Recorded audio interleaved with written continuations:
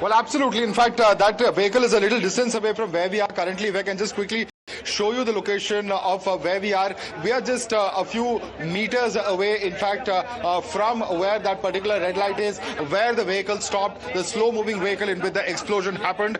And from that particular location is where really the explosion spread to other vehicles, absolutely, in fact, destroying several other vehicles. At least 8 people who are dead. Now, who the identity of these individuals are at the moment, not very clear, whether they were pedestrians, whether they were the drivers or passengers in other nearby vehicles, or really whether there were any other individuals who was present over there. At least about 20 individuals that we were told who were injured as well. One will have to look at what really has transpired, but the very fact that there are teams of FSL, of NIA, that should tell you in which line this entire probe is progressing. Remember, the National Investigation Agency, as Bhavtosh was telling us, is the agency that is tasked with probing terror attacks. And given the fact that they are present over there, whether this is indeed a terror attack is something that we will only be able to put out once we have official confirmation. But that gives you an idea of what really has transpired. On this side, our reporters have confirmed to us about 80 meters away, there were parts of cars that have been found.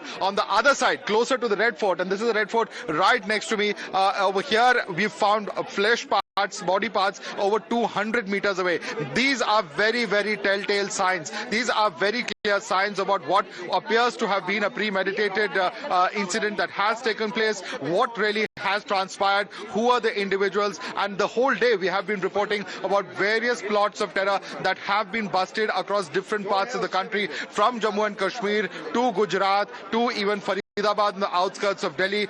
We have been talking about huge amounts of explosives that have been recovered. Now, we are certainly not saying that this is in any way directly linked to that, but certainly given the fact that there have been so many such reports that have been coming in, it does raise some very, very serious questions. And that's why we're hoping that there are some clear answers that the police will be able to give us before the end of this evening as to what has transpired. But the very way in which facts have been described, for instance, by the Commissioner of Police, that there was a slow-moving vehicle in which this incident, this explosive was laden, and therefore, in fact, when that exploded, it further spread to other nearby vehicles. And this is not something that you ordinarily see. For instance, if there is, for instance, a CNG blast that takes place in a vehicle, in those kind of situations, the vehicle fire spreading to so many other neighboring vehicles and taking down so many people with it. Okay, is something that's not normally seen. Can we have details on the make of the car? Because one eyewitness who spoke to Times Now said it was a Swift.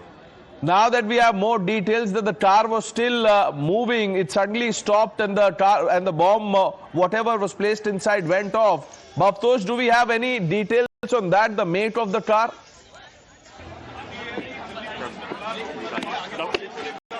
Well, as far as the make of the car is not yet confirmed, what they have said, it was a hatchback and it was a small moving car. That's what we have gathered by speaking to multiple people. In fact, right from the time when we reported about explosion in the car, the whole idea of our reporting is not to spread panic.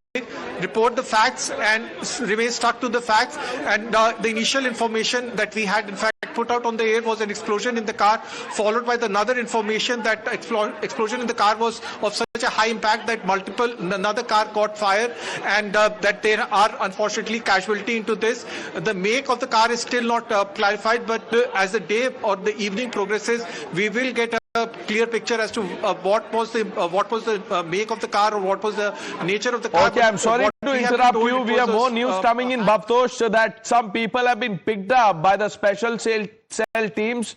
Raids have been going on. We don't know the number of locations, but people have been picked up. What more do you know about that?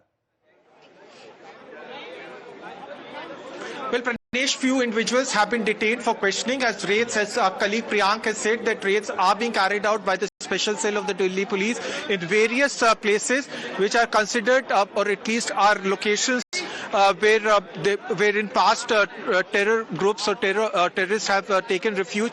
Earlier in the day, we have seen the huge amount of explosives or ammonium nitrate that have been seized. So raids are being carried out along with the help of central intelligence agencies, and few individuals have been detained for questioning. But officially, from beginning, since 6:56 p.m., no statement has been announced.